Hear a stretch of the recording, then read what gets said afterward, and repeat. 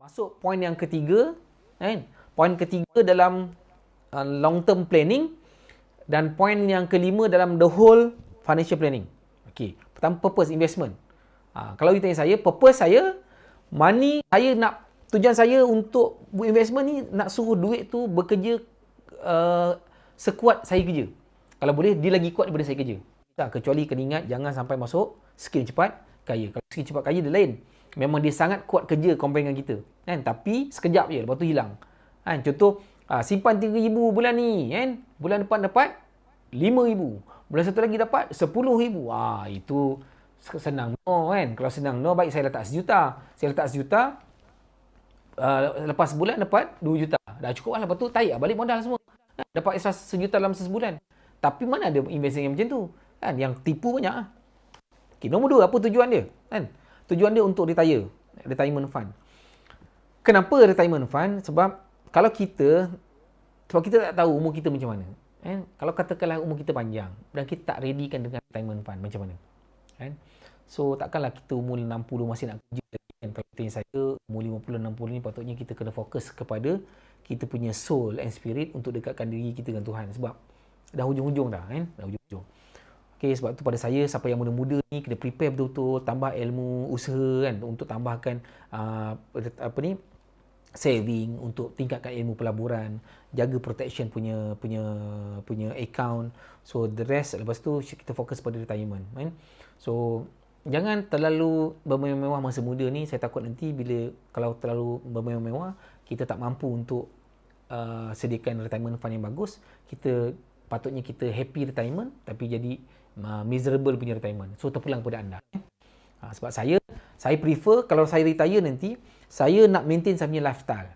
Kalau katakanlah saya nak pergi overseas, boleh pergi overseas walaupun dah retire. Saya nak makan tempat-tempat yang saya nak makan, saya boleh pergi. Saya nak bantu orang, saya boleh bantu. So saya nak maintain lifestyle dia walaupun saya dah tak kerja. Okay, itu saya punya kita panggil retirement objective. Okay. Kenapa kena invest? Sebab kita panggil fast accumulation. Kita nak kumpul cepat. Kalau simpan, tak ada pulangan, lambat. Jadi sebab tu kita kena invest. Selepas ni saya akan kongsikan sedikit bahagian-bahagian mana yang kat mana you nak perlu invest, berapa dia punya pulangan semua everything, sebagai sedikit kita panggil open mind kan, untuk anda explore. Okay? Dan sekarang ni banyak sebenarnya kelas-kelas pasal pelaburan hartanah kan. Anda boleh follow saya pun follow dia orang, saya pun banyak belajar dengan dia orang kan. Tuan Faizul Rizwan, Cik Zaidi Ismail kan, yang saya banyak follow kan. Kalau tu dari segi property dan financial planning. Lepas tu Abang Handsome kan, siapa tu nama dia? Cik Mio. Saya panggil Abang Handsome lah. Saya pun banyak belajar dengan dia, banyak follow dengan dia kan. Walaupun saya ada ilmu-ilmu saya sendiri, tapi saya masih lagi belajar dengan orang kan. Jangan rasa kita dah pandai kan. Saya masih belajar dengan orang kan. Saya masih belajar lagi dengan Dr. Azizul, dengan Karik Izwan kan. Banyak lagi lah kawan-kawan yang daripada internet yang anda boleh follow kan. So nanti saya akan letakkan dalam komen, anda boleh follow dia orang. Bagaimana nak improve kan kita punya ilmu, so that kita boleh dapat banyak ilmu lah. Okey, satu lagi, kalau you nak follow untuk yang saya belajar share, Haji Asri Ahmad kan, Datuk Nazri Khan, dan satu lagi sahabat saya Encik Najib Syahri. So anda boleh follow dia orang, belajar dengan dia orang. Mungkin kalau ada duit sikit mungkin boleh invest untuk belajar-belajar. Tapi sekarang ni banyak dia bagi ilmu free sekarang ni kan, masa COVID-19 ni. Yalah, mungkin part of dia punya kita panggil contribution pada community. So anda boleh belajar sikit-sikit kan, buka sikit minda. Okey. Apa investment untuk maintain kita punya dream lifestyle, macam saya cakap tadi kan. So tak naklah nanti bila kita dah retire, kita terpaksa reduce kita itu, tak boleh buat tu, tak boleh buat ni kan. Sedangkan sebelum tu kita boleh. Kita bukan nak bermewah sangat, tapi pada saya prefer kehidupan yang selesa kan. Kehidupan yang selesa. So last sekali, ni paling penting kan. Sebab walaupun kita dah retire nanti, kita kalau boleh kita nak bersedekah, beramal jariah. Sebab kalau ikutkan hadis Nabi, meninggalnya anak Adam, terputus semua amalan. Kan? Sebab kita boleh beramal ni masih hidup je. Kan? Dah meninggal dunia, nak beramal apa? Tak boleh beramal. Jadi, yang boleh Kita panggil yang masih kita boleh dapat pulangan kan. Pulangan daripada adalah sedekah jariah. 3 benda. Sedekah jariah, ilmu yang bermanfaat dan anak yang soleh. So 3 orang lah. Tiga kategori ni kena kejar lah. Kita tak tahu tau. Kita tak tahu bagaimana keadaan kita masa dah meninggal dunia nanti. Takut nanti bila kita dah meninggal dunia, Allah ruginya, kenapalah aku simpan duit ni tak sedekah. Kalau aku tahu sedekah semua pun tak apa. Kalau macam ni lah dia punya reward. Saya tak tahu. Kan? Kita pun tak tahu. Sebab kalau you baca Quran, kebanyakan orang akan menyesal. Baca Quran, kebanyakan orang menyesal. Kenapa? Masa dia ada kat dunia ni, dia tak beramal secukupnya. Okey. So, apa objektif? So, objektif pelaburan. Ada banyak objektif. Tadi tu purpose dia, tujuan dia. Okey. Objektif dia pertama sekali mungkin you nak capai, you nak fokus kepada capital appreciation. You nak letakkan modal tu berkembang. Contoh macam, you beli property. You beli property, harga mungkin RM200,000, selepas beberapa tahun jadi RM400,000. Kan? Saya beli rumah harga tahun RM75,000 pada tahun 2001-2002. Kan? 2001-2002 saya beli. So now harga dia dekat RM200,000. Kan? Apartment biasa je. You bayangkan 3 kali ganda naik dalam masa berapa tahun? Dalam masa 20 tahun 3 kali ganda naik. So rumah pun nak habis bayar dah. So katakanlah kalau macam saya nak liquidate, saya ada cash, kan? Cash, solid cash. Dapat dalam RM210,000 tu lebih kurang. Tapi sekarang ni sebab rental pun bagus, dapat positive cash flow, saya maintain je lah. Okay, dan ada beberapa unit lagi yang saya simpan dapat capital appreciation. Okay, itu dari segi property. Ada juga dalam bentuk unit trust ke apa kan, kita nak dia punya duit tu bertambah. Okay. Yang kedua objektif adalah untuk current income. Ada yang mungkin you invest, you looking for dividend. You invest dapat dividen. Contoh macam kat ESB, kan? Kat tabung haji. Tapi sebenarnya tabung haji tu adalah simpanan, bukannya investment. Kalau ESB, yes. Kan? Amanah saham Bumi Putra. Kan? Di pelaburan. So, dapat dividen tiap tahun. Kan? Kalau macam anda pandai main share, company-company yang offer, kan? Dia boleh bagi dividen kadang 1 kuartal sekali. So, depends kepada ilmu anda masing-masing lah. Okay?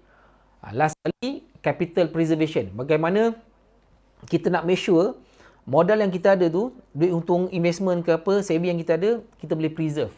Preserve macam mana supaya dia tak habis lah. Supaya kalau katakanlah macam contoh kita nak retire lama lagi. Sekejap saya nak ship. Okay. Katalah kita nak retire lama lagi. So duit kita ada sekarang ni, bagaimana kita nak preserve? So kalau kita tak preserve nanti habis pun tak capai pula objektif kita. Okey. So ni saya nak share sikit. Benda yang amat penting untuk anda belajar fahamkan antara relation antara risk dengan reward. Okey. So risk dan reward. Okey. So kita tengok kan. So kita faham basic principle dia high risk, high return. Lagi tinggi risiko, lagi tinggi return yang kita nak dapat, lagi tinggi risiko dia. Okey, ini setakat theoretically apa yang saya belajar, apa saya faham, apa yang saya nampak, benda ni lah. Pertama sekali, yang paling rendah dia punya risiko adalah fixed deposit. Ataupun simpanan kat bank lah. Kat bank, kalau normal bank account, normal saving account dia bagi berapa persen je, 0.1, 0.5 kan. Itu bank untung lah, kita untung. So at least letak kat fixed deposit. Saya pun ada sebahagian dekat fixed deposit, Islamic fixed deposit. Saya dapat dia punya interest rate 3.5 hingga 4%. Ada banyak range lah. Ada banyak 2-3 FD yang saya letak. Kenapa saya pakai fixed deposit? Basically lebih kepada saya punya business management punya fund lah. Yang ni teknik-teknik nanti saya akan ajar untuk yang advance sikit. Yang ni basic kan, untuk advance sikit. Macam mana nak gunakan overdraft, gunakan FD, everything. Okay. So yang kedua mungkin boleh invest kat bond. So bond ni dia punya return tinggi sikit daripada fixed deposit dan dia punya risiko pun kurang. Cuma dia pegang lama. Dia kena simpan lama lah sampai bond tu matured, katakanlah berapa 10 tahun ke 15 tahun ke, barulah kita boleh liquidate balik duit tu. Okay. Real estate lepas tu kita naik sikit. Real estate risk dia makin tinggi sikit dan reward pun makin tinggi, real estate atau property kan. Okey, macam saya punya sebelum ni saya banyak fokus pada real estate property lah. So now bila saya cakap macam ni lah, Bila saya punya real estate start masuk cash flow, capital appreciation pun semakin berkembang. So rental rate pun dah start bagus kan. Lepas tu banyak benda lah saya dah settle down, dah sort out. Ada yang unit-unit yang saya dah settlekan, tak perlu bayar tak perlu bayar monthly tapi dapat duit setiap bulan. So sebahagian duit tu kan saya simpan untuk invest kat tempat lain, tempat yang lebih tinggi lah return dia. Okey, iaitu shares. Saya dah start belajar macam mana. Saya dah start invest daripada share semua everything, tapi gunakan duit apa? Gunakan duit daripada untung-untung ataupun lebihan-lebihan saving, lebihan-lebihan daripada duit rumah kan, duit rental semua everything ada lebihan. Duit itulah saya kompon untuk invest kat share. Sebab apa? Pada saya share ni very simple. You kena gunakan duit idle fund. Apa yang saya belajar pun benda yang sama, gunakan idle fund. Apa maksud idle fund? Idle fund ni duit yang you tak pakai pun. Kan? Kalau saya punya mindset, duit ni yang jenis macam sekiranya duit tu saya labur tiba-tiba saya mungkin salah buat misjudgment kan? Kita panggil apa? Decision yang tak berapa betul dalam investment, mungkin rugi, dan saya pun tak rasa galat. Sebab duit tu mungkin duit daripada tempat lain, daripada keuntungan lain, saya channelkan tempat lain. So kalau rugi pun saya rasa tak galat lah. Dan dia tak impact saya punya kewangan sedia ada dan saya punya backup kewangan. Tak impact. Okay. Lepas tu lagi tinggi sikit, dia punya risk adalah komoditi kan. Reward pun tinggi. Lepas tu mungkin forex kan. Kalau anda pernah dengar pasal forex. Okay. So last sekali, crypto lah. Tapi cuma crypto ni memang saya tak expert sangat. Tapi saya tahulah macam contoh Bitcoin dulu kan. Sekejap naik ribu-ribu. Satu point Bitcoin tu berapa ribu USD dah. Tapi dia macam itulah. Dia bila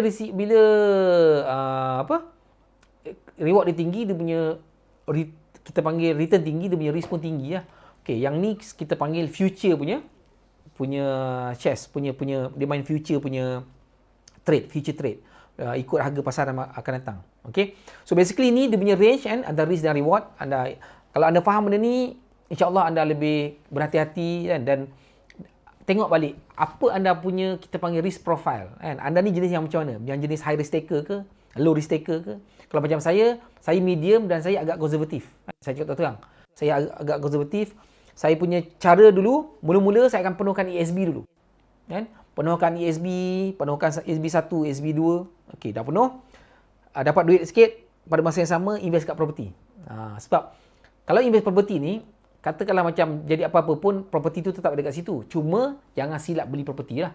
Janganlah silap beli property yang langsung tak siap, terbengkalai. Jangan beli yang tak boleh ada, kita panggil potensi untuk sewa kan. Setakat ni alhamdulillah semua unit yang saya beli, semua unit yang saya invest dapat pulangan. Cuma bezanya sama ada capital appreciation tu tinggi naik ataupun rendah, ataupun dia punya sewa tu boleh cover positif ataupun cuma boleh cover bank, ataupun mungkin rendah sikit kan. Pada saya, kalau katakanlah saya dapat dalam keadaan sekarang ni, saya dapat rental rate 80% daripada total saya bayar bank, pada saya itu pun dah cukup bagus lah kan, dah cukup bagus. So kita cuma top up 20% je. So 20% ni pandai-pandai lah kita manage kan? Sebab ada unit-unit yang saya buat ada positive cash flow, so duit tu boleh cover sikit. So at the end of the day, whatever semua property tu semua orang lain tolong bayarkan. That's how macam mana kita gunakan ilmu untuk dapatkan improve kita punya kewangan. Okay, so ni let's calculate. Sekejap. Saya nak share this one tadi. Okay.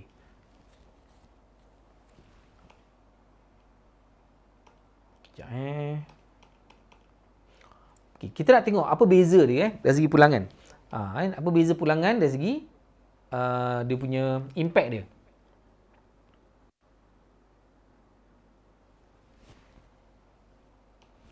Okay, ni fixed deposit, real estate, shares, commodity, forex, crypto. Okay. So now, saya nak kita calculate setiap return tadi tu apa impact dia kan dari segi pulangan kita. So, bagi masa saya sikit untuk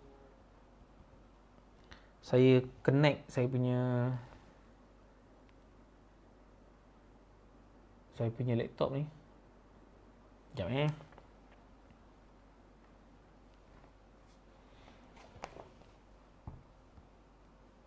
Let's calculate.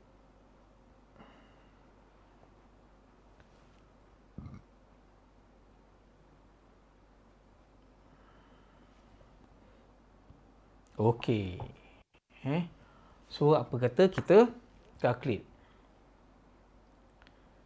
Nampak semua? Jap. Okey.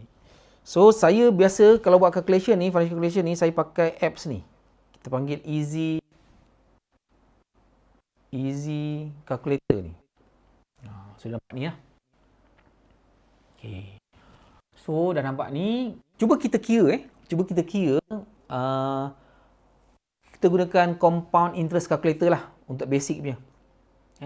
Compound interest calculator. Katakanlah kita simpan-simpan duit, kita ada katakanlah macam 10,000. 10,000. So monthly deposit kita tetap simpan juga. Kita tetap simpan, katakanlah simpan 500. Okey. Katakanlah kita punya simpanan ni, kita target kita nak pakai dalam masa 20 tahun. Kita nak tengok bagaimana duit berkembang dalam masa 20 tahun. So, kita masukkan 20 tahun. Lepas tu, okey. Kita tengok okey, kita pilih kat mana kita nak letak. Kalau letak dekat FD, letak dekat saving account. Saving account katalah dia bagi 1%, 0.5% lah. 0.5%. Okey. Ni calculate, kita buat annual. Then kita start calculate. So dalam masa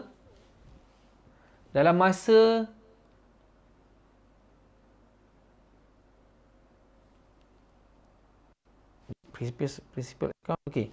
Total principal sebab kita masih lagi menyimpan 500 selama 20 tahun dan basic kita principal account ada 10,000. So duit pokok dia ada 20,000, dia punya return dia RM127 dia selama 20 tahun. Jadi kalau katalah anda simpan semua duit dalam akaun bank, dan rugilah. Okey. Sebab tu saya cakap, kadang-kadang simpan duit kat mana? Kat bank. Kenapa tak pindahkan? Tak apalah, bank senang lah. Kan? Bank memang senang keluarkan. Kan? Kenapa kita nak simpan kat bank? Sebab kita nak keluarkan daripada bank. Bank kalau kita simpan kat bank, sebenarnya, ni saya nak share sikit. Duit yang kita simpan kat bank ni, sebenarnya, bank guna tau. Kan? Bank guna untuk bagi kat orang lain. Dia bagi kita 0.5%. Dia charge orang, kan? 10%, 7%, 6%. Kan? Kalau di credit card, 18% dia charge orang. Dia charge customer dia, 18%, 7%, 8%, 9%. Dia bagi pada orang yang menyimpan duit kat dia 0.5. You tengok berapa banyak dia untung. Kalau macam saya sebab bank dah banyak untung dah. Saya bagi dia sikit lah. Saya letak juga sikit tapi tak banyak lah. Kurang daripada ni. Kadang-kadang saya letak 3,000 je. Itu pun sebab saya senang nak emergency lah, nak keluarkan duit ke cash and everything kan. Saya silap kadang-kadang 1,000, 1,500 je. Selebihnya lebih pakai credit card. Lepas tu cukup masa nanti lepas 21 hari kita bayar full credit card. So macam itulah. Yang lebihnya letak tempat lain. Letak tempat lain yang lebih tinggi return dia. Okey, kita tengok. Cuba tengok Katakanlah kita letak dekat FD. Kan FD katakanlah FD bagi 4%. 4%. 20 tahun you punya return dalam RM1,026. Kalau 10,000 lah. Okey. So, kalau katakanlah you simpan dekat ESB, katalah ESB bagi 6% lah. Kita ambil 6%. 6%.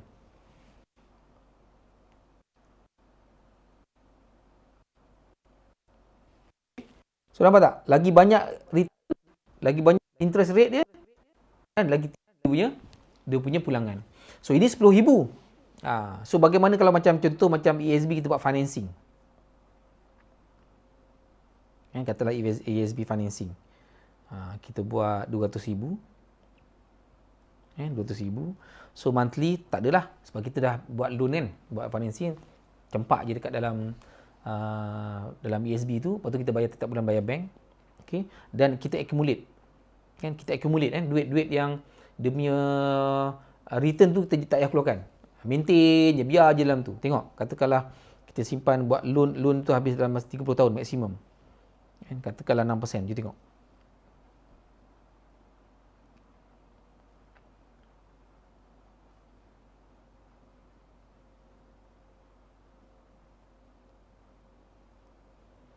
Sekejap.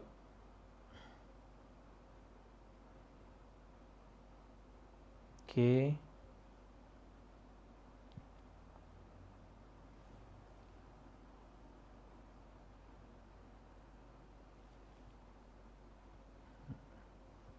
Semula. Ini 200,000 principal account. Monthly deposit kosong, period of month. Oh, sorry silap lah tadi. Saya kira month tadi kan. Month tu 20 bulan silap. Patutlah sikit sangat. Semula. Okey. Katalah 10,000 tadi. Okey, 10,000. Okey, monthly deposit katakan 500 semula 500.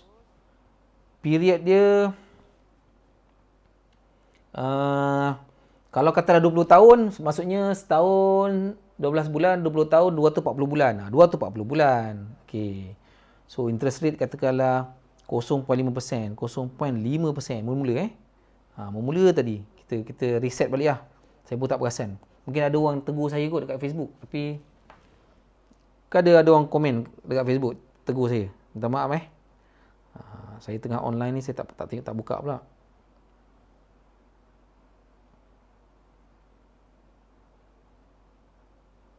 Sekejap. Okay, then kita tekan annual, kita tekan calculate.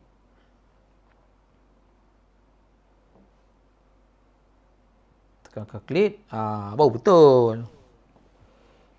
Kan, ini sikit sangat ni. Okay. So, kalau 0.5%, kita dapat interest dia selama 20 tahun, kan? 7,000. Kalau ni kalau 0.5% simpan kat saving je. So, what if kalau kita letak dekat FD tadi. FD FD 4%. And amount yang sama, tak payah simpan. Kita letak 10,000 je kat FD, calculate. So, 240 bulan, kalau tak tambah duit, so kita cuma ada additional 1,000 lebih je. Okay. So, apa yang saya nak kongsikan ni adalah bagaimana return tu, annual interest rate ni berubah-ubah dan dia akan mempengaruhi you punya pulangan. Let's say macam contoh, you ada modal 200,000 katakan tadi. Kita nak cerita ASB pula tadi, ASB So you simpan selama 30 tahun, maknanya 360 bulan lah. Return dia katalah 6%. Kita ambil 6% je. 6%. Cuba klik. So nampak? Ada potensi untuk jadi jutawan. Itu baru 200,000. 200,000. So, katalah 200,000, kita bayar bank semua everything, kan? Jumlah kita bayar, kita simpan dengan tolak interest semua everything, masih lagi kita ada lebihan. Sebab tu saya nak, kan, anda kena faham bagaimana anda plan untuk letakkan kat mana yang anda letak. So, ini sebagai sedikit kita panggil calculation untuk anda fahamkan. Anda boleh gunakan dia punya calculator ni untuk play around. Okay. Ni kalau katalah you kita panggil kalau 6%, katakanlah you ada modal. Let's say macam modal you asalnya mungkin 10,000. You nak main saham. Kan? Modal 10,000 main saham, you accumulate kan? On average katakanlah boleh dapat return yang sama. Contoh macam 200,000 ni dapat return sama macam saham. Katalah saham boleh dapat kita panggil 25 hingga 30% setahun. Kan? 25 hingga 30% setahun. Kan? Berapa? Nampak?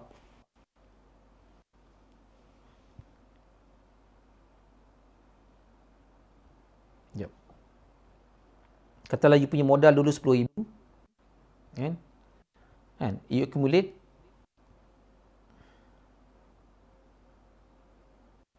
30% setahun. Banyak sangat ni. Ke salah kira ni? 30 bulan, 30%. Kalau 30% setahun lah. Kan? Modal dengan 10,000 je.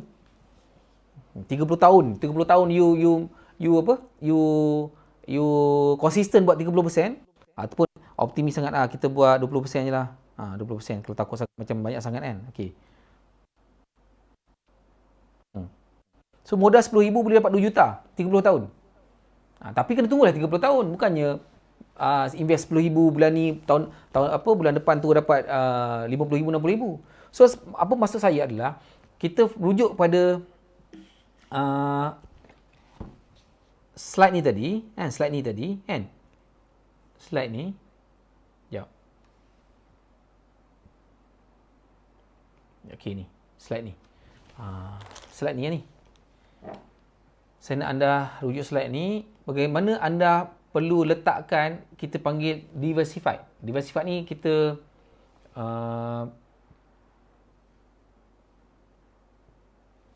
diversified ni kita maksudnya kita susun balik kita punya kewangan apa ni, pelaburan ni ikut mana-mana tempat yang lebih return lebih tinggi. Cuma kena ada strategi lah. Jangan main belasah je. Okey, kena ada ilmu, kena ada strategi, kena ada disiplin. InsyaAllah saya akan sharekan apa yang saya buat sikit-sikit kan. Saya pun tak ada effort sangat bagi investment ni kan. Saya pun banyak belajar. Cuma saya punya level mungkin dekat property, dekat ESB, tu yang saya biasalah. Share saya tak biasa sangat kan. Saya pun masih banyak belajar lagi dan banyak improve lagi. Dan saya punya expertise sebenarnya bahagian protection, financial protection. Okay.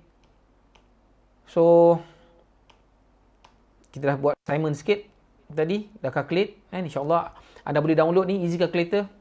Minta maaf tadi mungkin ada kesilapan sikit, saya tak perasan tadi. Patutnya period of month tu adalah bulan. So kalau macam you ambil setahun, 120 bulan lah. Okay. So impact risk and return to our investment result.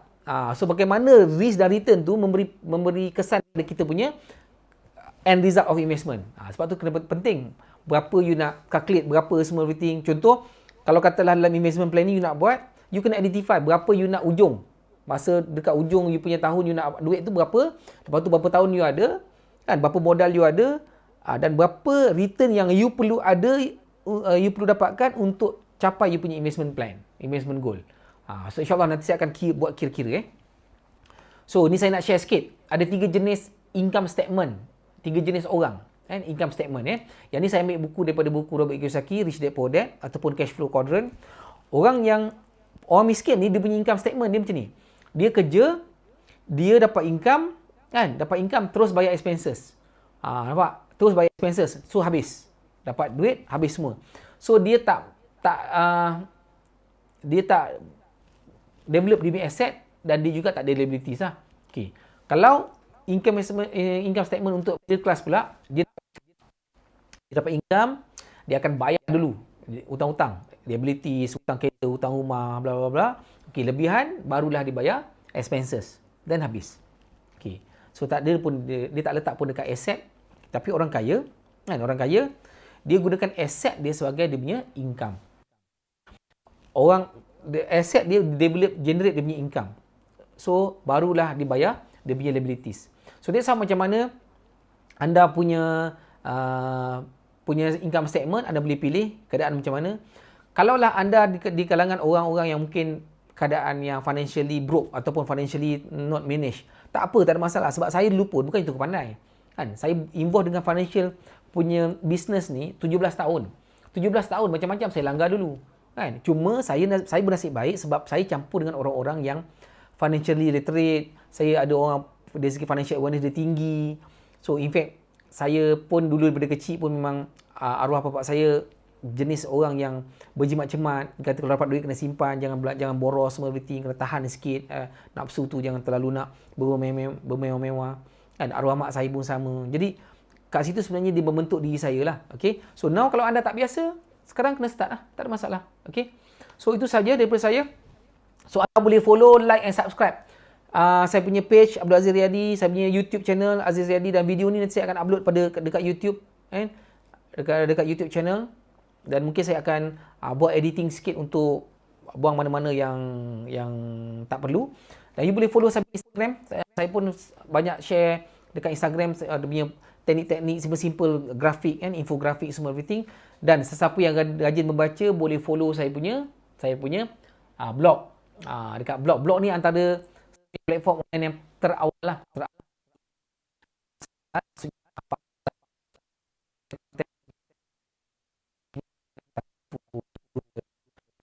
Tips lain kan. Banyak juga video-video yang saya share untuk improve dia punya financial management. Okay. So itu saja. Terima kasih banyak-banyak. Minta maaf tadi kalau ada sedikit kesilapan information ke apa. Saya yang baik semua datang daripada Allah dan yang kekurangan semua datang daripada saya. Saya terima kasih banyak-banyak saya ucapkan sebab anda ramai yang join hari ni kan. Mudah-mudahan ilmu yang saya bagi ni dapat memberi manfaat kepada anda semua. Okay? So itu saja daripada saya. Assalamualaikum warahmatullahi wabarakatuh.